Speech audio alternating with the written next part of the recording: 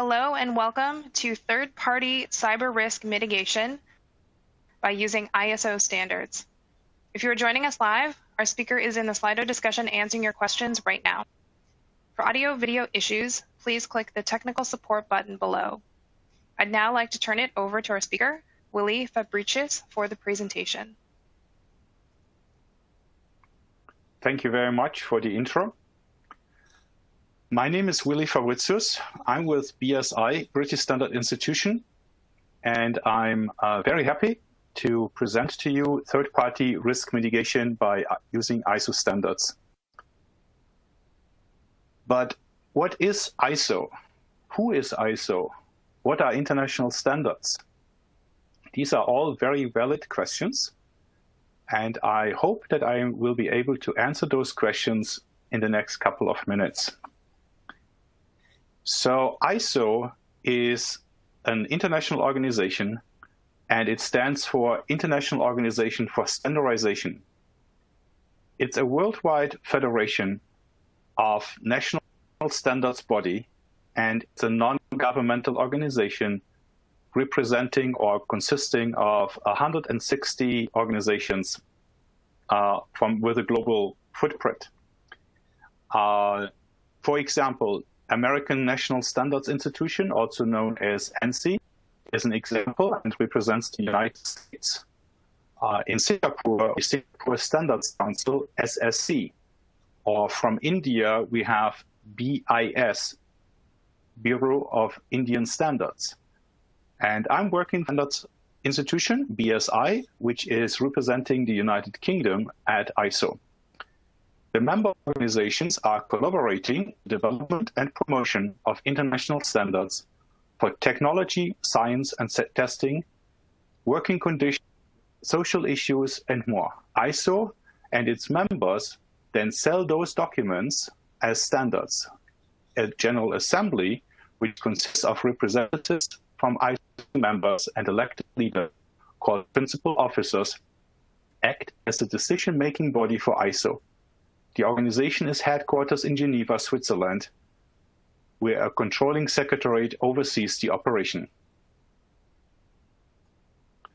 So ISO is not an abbreviation, and it's very important to understand this, because ISO is actually a word, and it's derived from a Greek word called isos, meaning equal, which is the root for the prefix of a lot of words in the English language. For example, isometric, which stands for the equal measure of dimensions, or isonomy, equal to the law or people before the law. Isobar, the famous line we know all from TV and weather reports, signifying where the same barometric pressure is present. Or isogenetic, characterizing the assembly or the identical genes. So for example, identical twins are isogenetic. Now, you may say, why are we using ISO and not IOS, like International Organization for Standardization? Well, as said earlier, ISO is actually a word and is globally meant to denote and describe the organization, and avoids the variety of abbreviations which may be the result of translations of that expression, International Organization for Standardization, to different languages. So for example, in German language, we would say Internationale Organisation für Normung. Now, you can imagine how many different languages there are and how many different abbreviations we would have. So ISO makes a lot of sense to have the same term on an international level. Here we see a quick map of the countries and territories represented at ISO. As you can see, the majority of countries and territories have representation at Geneva and help to shape international standards. The next area I would like to talk about is the concept of third parties. And traditionally, we think about third parties like our customers, our suppliers. Well, they're actually a little bit more to that. Because when we look at ourselves as the green dot in the middle, we recognize that we, the organization, have actually a lot of connection points to our customers, as mentioned, to suppliers, but also to investors, to contractors and subcontractors, to governmental and regulatory authorities, but also to interest groups. And all those groups may have sub-relationships to their third parties. So it's not unusual to see that customers may have their own customer relationships, or that our suppliers are using suppliers, and the suppliers of the suppliers are using suppliers. So the question would be obviously, how can we protect ourselves in an increasingly complex and interconnected world from cyber risks to the IT systems of those third parties? The connections are not limited to one level, as I mentioned earlier.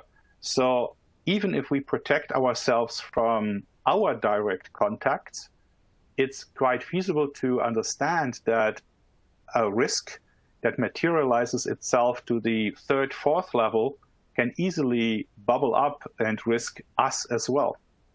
So the question would be, how can we do that? How can we protect ourselves from those risks?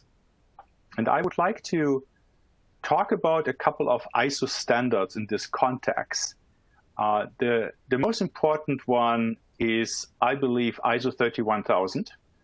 ISO 31000 is a standard that describes options an organization can use to address risk. But I also would like to emphasize that in the ISO word, risk is not meant to be negative. Risk is actually neutral. Risk can be positive, can be negative. Risk is just simply the level of uncertainty of a particular situation. And it's very, very important that organizations do proper risk assessments, identifying potential risks they are exposed to or might be exposed to, so that they can exploit those risks if they are positive, or avoid those risks if they are negative. So ISO 31000, last issued in 2018, provides a wonderful framework to describe possible risk. But I would like to emphasize that it is a guidance document, and organizations cannot be certified to ISO 31000. But it's a standard that can be easily used and utilized by organizations of all types and sizes. And the risk management is a very iterative process. It's not something you do and forget about it. It's something you keep on doing at a regular basis, because the risk environment is changing. New risks will pop up, and old existing risks might vanish over time, might be not getting as relevant or not being relevant as they used to be. So it's very important to understand that the risk assessments need to be done on a regular basis. The next standard is ISO 27001, and it was last revised in 2017. And it's a standard about information security. Information security is the domain that governs or addresses how information can be and should be protected by an organization. The fundamental idea of ISO 27001 is that it addresses risks concerning the three areas of availability, integrity, confidentiality. On a regular basis, this is referred to the CI triangle. It describes the information security management system, also called ISMS. establishment and implementation of an ISMS is influenced by the organization's needs and objectives, its security requirements, and the organization's processes used, and the size and structure of the organization. In other words, there is not one ISMS for all organizations. Each organization will need to have their own specific ISMS that is addressing its specific requirements, its specific situation, and its particular size and organizational structure. The ISMS will provide confidence to interested parties that the risks are adequately managed. The ISMS is also supposed to be integrated into the organization's processes and overall structure. So it's very imperative to understand that there is not the organization's processes and then there is the ISMS. No, it's all coming together into the ISMS for the organization addressing the organization structure. It is expected that your information security management systems implementation will be scaled in accordance with the needs of the organization. This translates into the need to revise the ISMS on a regular basis and adapt and adopt the situation as it presents itself. So what are the benefits of an ISO 27001 management system? The four areas that ISO 27001 really helps an organization with is reputation, engagement, compliance, and risk management. So how is ISO 27001 helping an organization with regard to reputation? Well, it helps the organization to identify the risks to the information under their jurisdiction. It helps the organization to place procedures or enables prompt detection of information security breaches. And it helps with the requirements to continually improve the information security management system.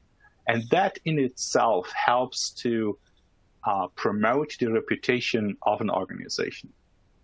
With regard to engagement, ISO 27001 requires the organization to identify internal and external stakeholders and which are relevant to the management system. It requires the organization to communicate the ISMS policies and ensures that the workforce understands how they contribute to it, thus leading to bigger and greater engagement.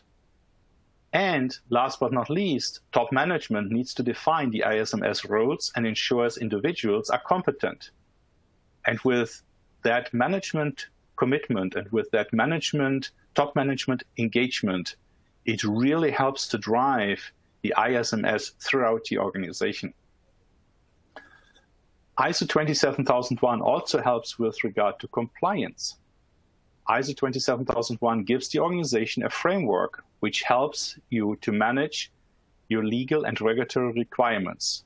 It makes you to review and communicate your regulatory requirements to other interested parties.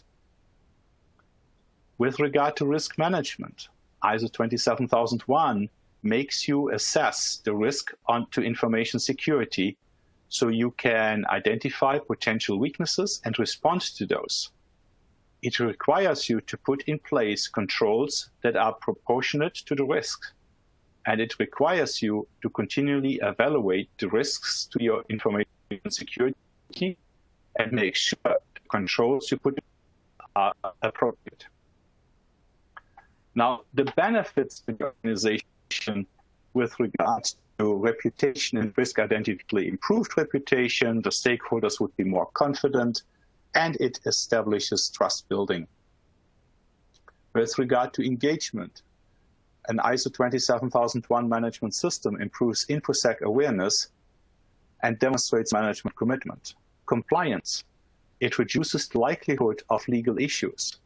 And I would like to emphasize, it doesn't eliminate legal issues. It reduces the likelihood of legal issues. There's a huge difference. With regard to risk management, an ISO 27001 management system provides cost savings due to minimized risks, and last but not least, and proves a CIA posture. Remember, confidentiality, integrity, and availability. On this slide, I would like to quickly talk about how 27001 works. It was published in 2017. It's in the third or fourth revision now, based on a British standard that was published many, many years ago, and later on then adopted as an ISO standard. It's based on the high-level structure, which is a common framework for all ISO management system standards. And the Annex SL is encouraging the incorporation of various management systems into one management system for the organization. So for example, if an organization has already an quality management system or an environmental management system, these systems can be easily integrated, combined with an InfoSec management system.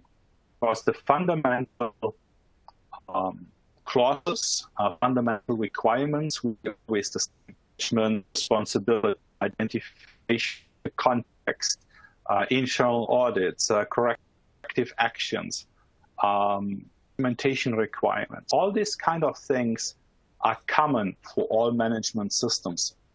And once you have a management system following the ISO standards, it's very, very simple to add an additional management system for other ISO standards. ISO 27001 addresses explicitly information security, or we can also say cyber risks, in supply chain relationships. There's a very specific clause in ISO 27001 that addresses the need to know and to properly manage your supply base. Talking about supplier relationship, the information security management system is mitigating the risk associated with suppliers assessing the organization's asset shall be agreed with the supplier and documented. So translation into plain English. If there is a supplier, if there is a third party that accesses your information, your assets, this will need to be documented and properly assessed for its risk. There needs to be agreements with your suppliers that include the requirements to address information security with regard to communication technology services and the product supply chain. And I really would like to emphasize that word supply chain. So even if you have a contract with a supplier, it really forces the supplier to have similar agreements and similar controls for their suppliers. Subsequently, the suppliers will have the same control requirements for their suppliers. And therefore, it's cascading down the entire supply chain. Organizations shall regularly monitor and review and audit supplier service delivery.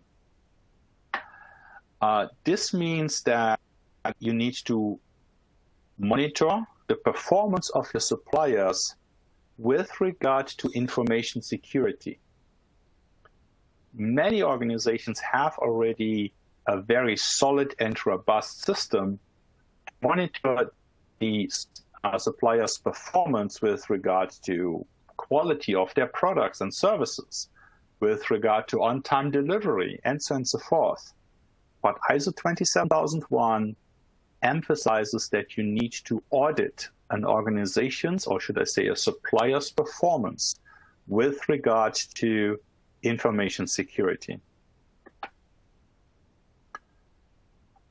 Moving on to the next standard. It's ISO 22301, ISO 22301. Last revised last year. It's now in the second edition. Also originally based on a British standard many, many years ago.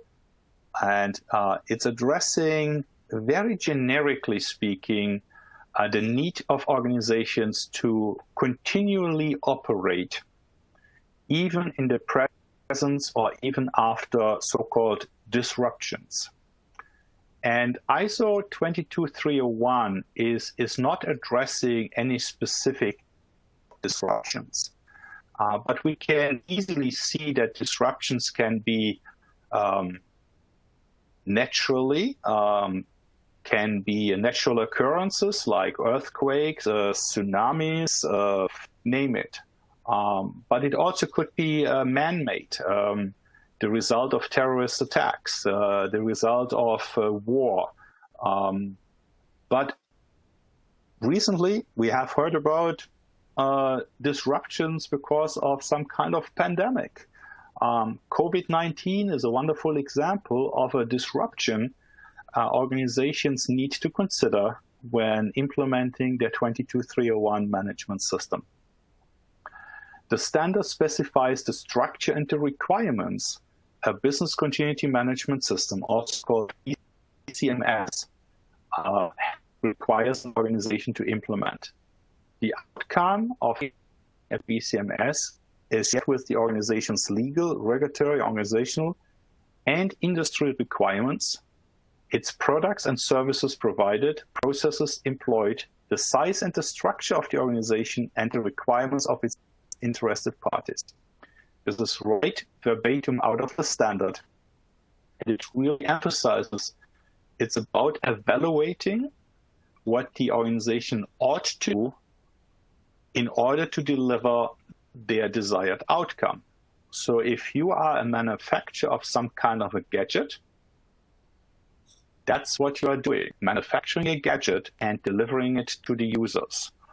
In order to do that, you need to have a system that helps you to evaluate possible disruptions and the possible input, the possible results of those disruptions, impact of those disruptions, so that you can implement appropriate countermeasures, appropriate controls. So the two important concepts in 22301 are circling around the business impact analysis, also called BIA, as well as the risk assessment. And depending upon which school of thought you're coming from, there might be people saying BIA is first and then the risk assessment. And then there are obviously other people that say, no, the risk assessment is first and then you do the BIA. The truth is actually somewhere in between. It really doesn't matter which one you do first, but the important thing is that an organization is doing BIA and risk assessments on a continual basis, and it's an iterative approach. It's not something you once do and forget about it. No, it's really something that needs to be done on a regular basis, and organizations really need to implement and maintain the risk assessment process to properly identify the risks of disruptions to the organization in order to analyze and evaluate the identified risks and determine which risks require treatment. In terms of the business impact analysis, organizations need to evaluate and determine the dependencies they have, including the partners and suppliers, and interdependencies of prioritized activities.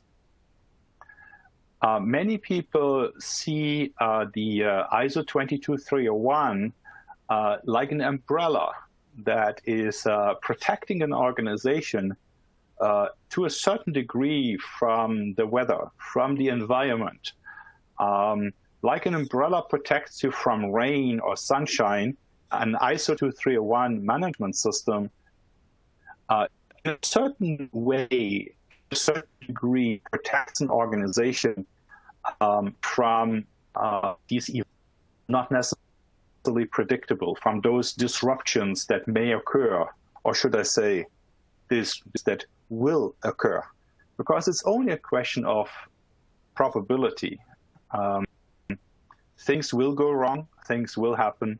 The only question is, how can we prevent the serious impact to our organization and to our customers? And ISO 22301 provides a framework to help organizations to be prepared for the unexpected.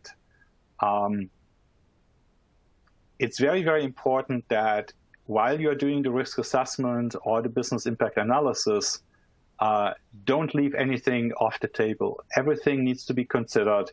How ridiculously it might sound, but it is very important to really consider that things can go wrong and will go wrong.